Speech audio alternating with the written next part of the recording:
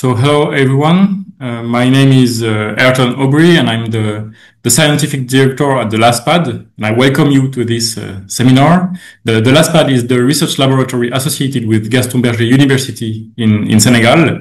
It produces research on issues related to political science, such as democracy, gender inequalities, public policies, and we also provide an analysis of international relations.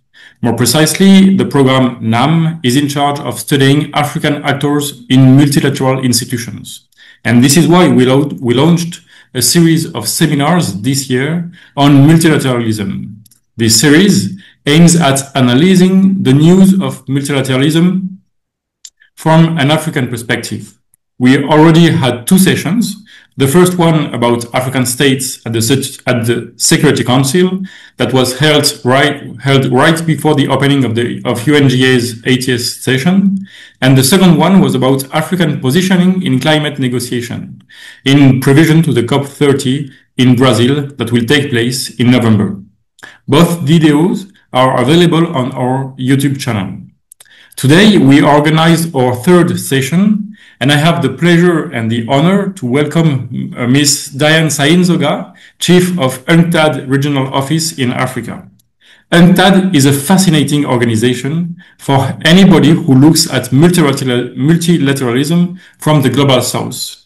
It stands for United Nations Conference on Trade and Development. It was created in 1964 by the G77 group through the UN General Assembly as an alternative to financial institutions such as the IMF and the World Bank.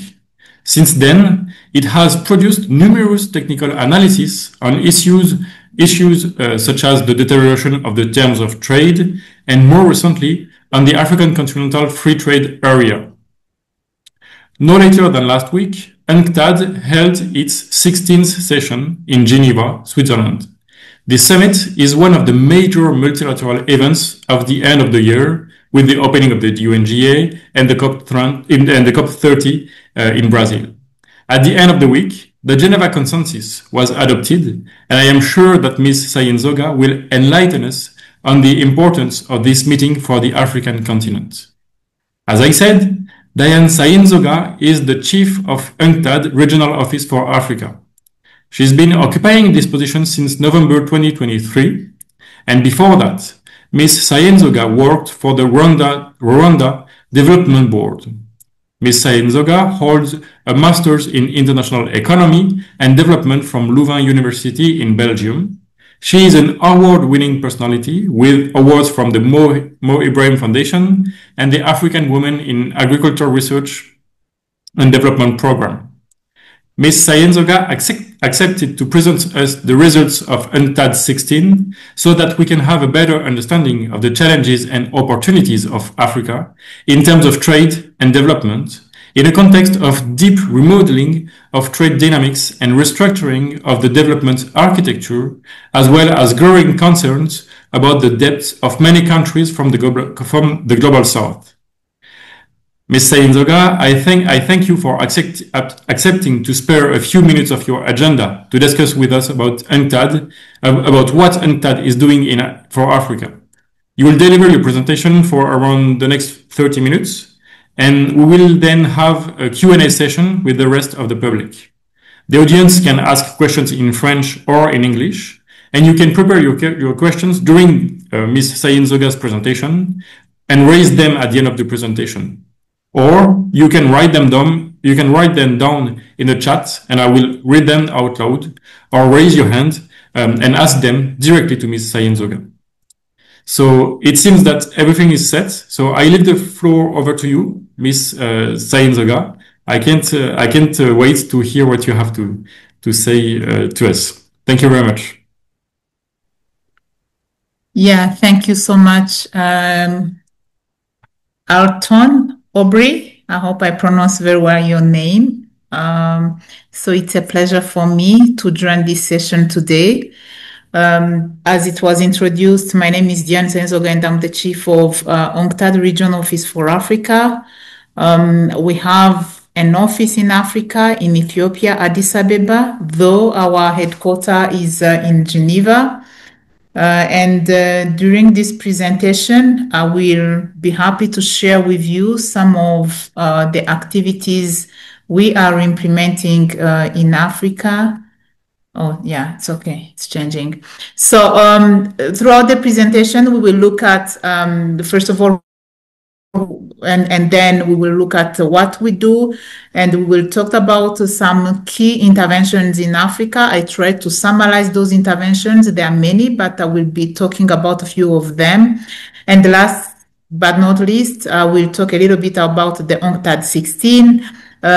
Just to clarify here, we don't yet have a final declaration. They are still fine-tuning the document. That's why I'm not going to go into details, the content. I will just talk about some key highlights from the conference. However, I would like to invite the participants on this session. If you can go at the UNCTAD website, you will be able to go through all the sessions that happened last week during this event. So number one, who we are. Of course, UNCTAD stands for UN. Actually, very recently, it was we rebranded our organization. It's no longer called UN Conference. It's oh, sorry, I don't know. Just a second. Okay, yeah. So it stands for UN Trade and Development. The new rebranding actually removed the conference. It's now UN Trade and Development, and it was established in 1964. And as I mentioned in my introduction, we have a headquarters in Geneva, though we have some other offices. The Office for Africa, which is in Addis Ababa, but we also have another office in New York. So our core mission is to help developing countries integrate into the global economy in a way that is fair, inclusive, and sustainable. And we do this by conducting economic research. We are facilitating consensus in building among consensus building among member states. We are providing technical assistance to support development goals. As I mentioned, UNCTAD is a UN agency. It's an intergovernmental organization.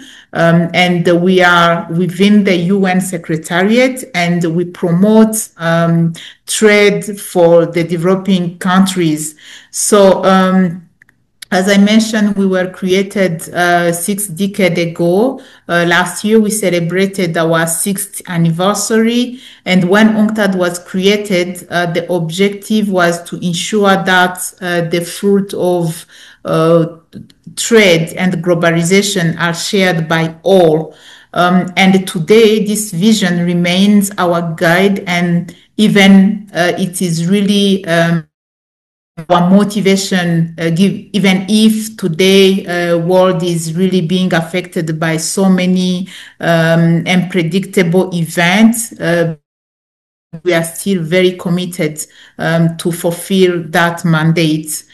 So the way we are doing this, it's taking me to the next slide on what we do. So one, we are doing research and analysis on different topics.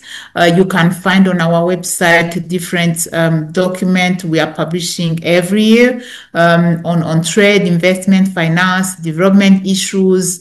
Just to name a few of the flagship reports we have, there is the economic development in Africa report. This is one of our flagship events targeting Africa specifically. And then secondary, we are providing technical cooperation and capacity building to different countries, and specifically LDCs, landlocked state, to build trade, customs, investment, and digital economy. And we are also building consensus governmental work. We serve as a forum for member states to negotiate, deliberate, and adopt development policies And this is one of the activities actually which happened last week during the UNCTAD16, where we had the different ministerials, the meetings, discussing and negotiating on trade-related aspects. Last but not least, we also have statistics and data, where we are delivering reliable global and regional data to guide policymakers. So here I tried to use this picture and to summarize briefly UNCTAD works, and this is can be explained in 3 words if really you want to understand what we are doing. So number 1, it's about thinking and being a think tank for developing countries, and then policy reviews, insights. So I mentioned in my previous slide some of the flagship reports. We are providing policy guidelines. So among those reports, we have the Trade and Development Report, we have the World Investment Report, the LDC's report, we have the Economic Development in Africa report. We are looking also at the digital economy, where we have the digital economy report, the technology and innovation report, as well as the review of maritime transport. So all these reports you can find on our website. I really invite you to visit our website, where you will be able to download actually all these reports for the past years. Every year we are publishing a new version of these reports. So secondly, we are a platform where we are facilitating debate for member states. We are a kind of forum where representatives of all countries can freely engage in dialogue, sharing experiences, talking about different critical issues the global economy is facing. And then one of our really biggest platform is the UNCTAD16, which is a conference happening every 4 years, where we bring together all the policymakers from the member states to discuss, to deliberate, and having consensus on some of the global economy issues. But it's not only that UNCTAD16 event we are having. We also have the World Investment Forum, we have e-commerce and the UN Trade Forum. So all these forums really are to facilitate the debates and discussions between member states and deliberate on all the critical issues affecting the global economy in general. Number 3, we are delivering. We are not only thinking and debating, but we are also delivering. So UNCTAD provides on the ground technical assistance. We are providing so many technical assistance in different countries. I will come back to this one when I will be sharing with you some of the examples of projects and activities we have on the continent. But to name a few of our interventions in Africa, we have what we call ASICUDA. This is a customs software which is currently being used in almost 40 African countries to register their customs operations. So this is one of our really trade facilitation a tool, which is really helping a lot on the continent. And so again, I'm trying to use this this picture to help you understand what UNCTAD is doing in general, and this is being summarized in 12 things that really we are doing in terms of helping the member states. So number 1, addressing the macro level development challenges. We have a full team in charge of macroeconomics and analyzing debt-related issues across countries. Number 2, we are looking at the integration into the global trading system. And then we are assisting countries in diversifying their economy to make them less dependent on commodities.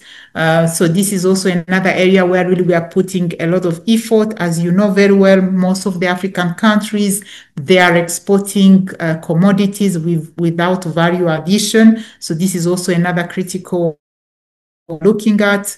So limit the exposure to financial volatility and debt. attract development-friendly investment. We have a full department looking at investment policies, review, analyzing investment opportunities from different countries. And we also increase, I mentioned the digital economy, so which means we aim at increasing access to the digital technology as well. We promote entrepreneurship and innovation. We have what we call Impertech centers in different countries. And hello? Yeah, it's fine. I just cut the mic. It's okay. You can continue. Sorry.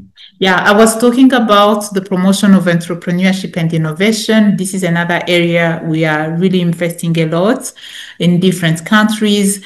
We are helping local companies to move up value chains, where we are even going up to the level of providing firm level support to make sure that we are building the capacity of African-based businesses. And here, when I'm talking about businesses, of course, we are also considering smaller businesses. You know very well that they are playing a key role in job creation and the economy in general of the continent. So speed up the flow of goods across the border. For instance, the Asikuda I talked about, it's one of the tools which is facilitating the speed up of goods, either import or export across the borders. Protect consumers from abuse, curb regulations that stifle competition, and then last but not least, adapt to climate change and use natural resources more effectively. Here we are very much involved into green minerals. You know very well that now with the development of the energy transition minerals, there is really that move of looking at how can we produce energy using green minerals. So we are also assisting countries in this area. So briefly, that's what we are doing. Just try to summarize it in 12 key activities. I mentioned that we have an office in Africa, in Ethiopia. So this is our presence in Africa. This office, we are working very closely with the African Union Commission, with LECs, like SADC, East African Community, IGAD, so many LECs. Really, we have different activities. We are working with them in terms of building, in terms of policy advisory. We are working with parliamentarians from LECs and from different countries, but the overall objective is really to build their capacity so that they are very well equipped when it comes to policy guidance and the policy briefs, because we are sharing with them all the policy recommendations we are producing through our reports. And of course, we are also working with national government and the ministries, where we are having different projects at country level. So I will share with you in the next slides what are some of the key activities we are working on. Of course, UNCTAD supports Africa Development Agenda, especially the Agenda 2063, with the vision of the Africa we want. So this is actually our key goal as well, to support the development of Africa through the African Union. So this is what I was talking about, that UNCTAD opened a regional office for Africa in Ethiopia to directly provide high-level technical expertise and advisory services to African countries and regional organizations. So I mentioned about LECs. We are working with them very closely, but also, we are working with other non-government organizations based on the continent. It's very important to note that we have a division, a full division within UNCTAD, which is in charge of Africa, LDCs and landlocked developing countries. And this division is responsible for ensuring that these countries are integrated into the global economy by fostering sustainable structural economic transformation, reducing vulnerability, building resilience, and developing domestic productive capacities. So my next slides are going to talk about key interventions we have in Africa. And of course, I will be summarizing these interventions because there are many. Once again, I'm inviting you to visit our website. That is where you can find so many details regarding these interventions. So number one, regarding the publications, you remember in my second slides, I talked about a long list of our flagship publications. So those publications are in general. Those publications are looking at trade and development in general. But here I'm focusing on these publications, and these are specifically related to Africa. So the one is the Economic Development in Africa report. This one is an annual report, and it's being published annually. So the 2024 report, the theme was on unlocking Africa trade potential, boosting regional market, and reducing risks. You can easily download the document online. The second one is on the least developed countries report. This one, the last version focused on leveraging carbon market for development of the least developed countries. So these are the key publications we have focusing on Africa. So we have an initiative which is looking at productive capacity gap assessment. So the objective of this program actually is to improve the productive capacity of African countries.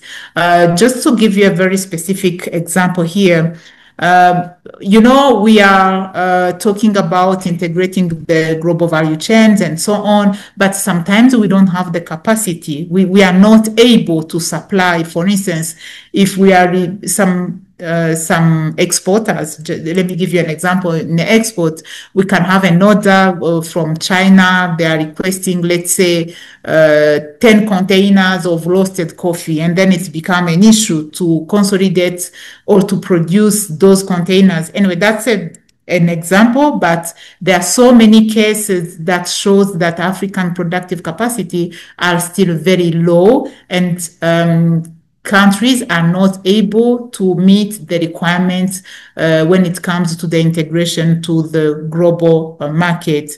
So, so far we completed the assessment in many countries, like Malawi, Mozambique, Zimbabwe, and then we identified the gaps in the national productive capacity, and we are providing policy recommendation to advance structural transformation and sustainable development.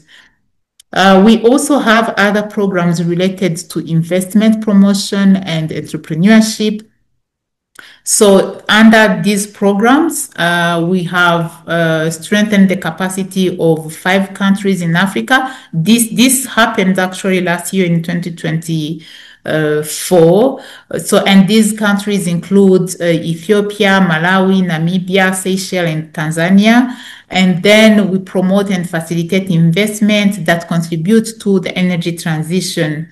Then I mentioned about our entrepreneurship programs. I talked about these are the entrepreneurship we have across the continent. There are 11 in Benin, Botswana, Ethiopia, and many other countries. So we have 11 centers so far.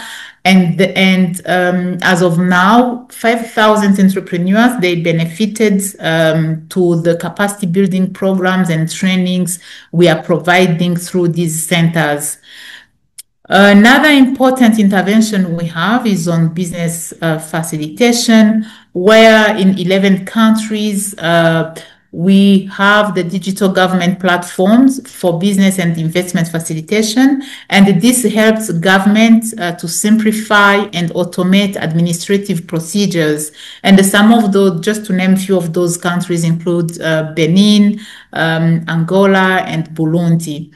There is what we call debt management and financial analysis system. This is a tool as well, which helps countries in terms of debt management. You know very well that the continent is now going through a period where countries are really having a debt burden. The debts are really, really increasing. So the program supports countries in Africa in public debt management. And currently, the software is being used in 24 African countries. So, of course, we provide the capacity building and support services in countries such as Côte d'Ivoire, Mauritania, Djibouti, Niger, Zambia, among many other countries. So regarding the digital economy, we are conducting the e-trade readiness assessment, and we have done so in 22 countries. We developed e-commerce strategies in countries such as Côte d'Ivoire, Ghana, Malawi, Mauritania, among many other countries. And of course, there is the digital economy report, which is a report really talking about the digital economy in general in some country. In some cases, we are touching Africa-specific content. In last year, the focus was on shaping environmentally sustainable and inclusive digital future.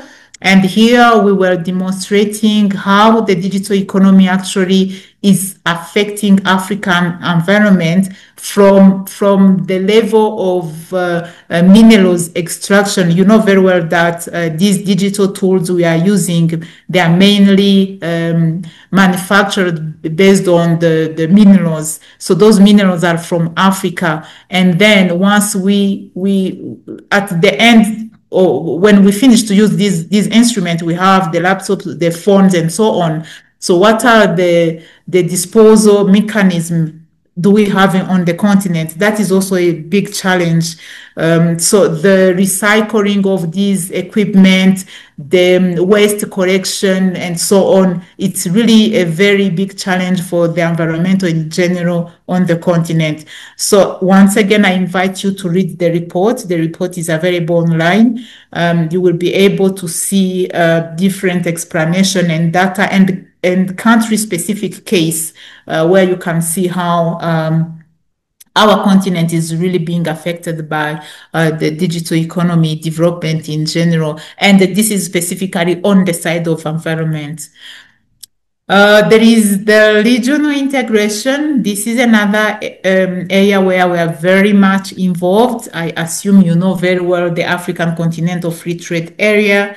UNCTAD was the negotiation phase, and we are now working in the implementation phase where we are assisting countries in their implementation strategies, and some of those countries include Ivory Coast, Ghana, and Malawi. We have a project which aims at integrating SMEs into regional value chains, and that project is targeting countries such as Benin, Burundi, Cabo Verde, Central Africa, Togo, and Uganda.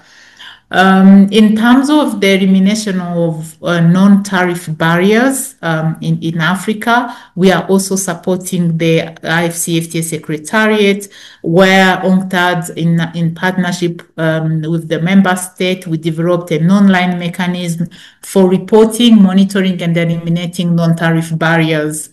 And then I talked about ASICUDA, which is tool being used for the customs operations, where we have now 39 countries in Africa using that software. And in 2024, the program implemented technical assistance projects to upgrade, maintain, and enhance installed system in countries. So not only we have the tool, but we are also upgrading the tool and building the capacity of countries and assist them when they really lack skills in terms of using this tool.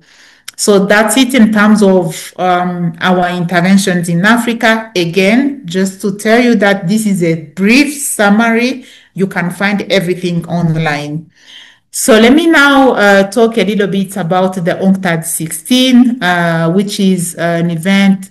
The event took place last week in Switzerland, and with the adoption of the Geneva Consensus. As I mentioned, the document is still under review, but will be published very soon. I will be happy to share a final document as soon as I have it.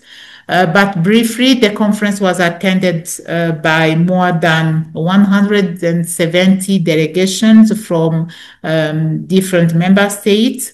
And then we had the ministers and vice ministers, so it was a very high-level event.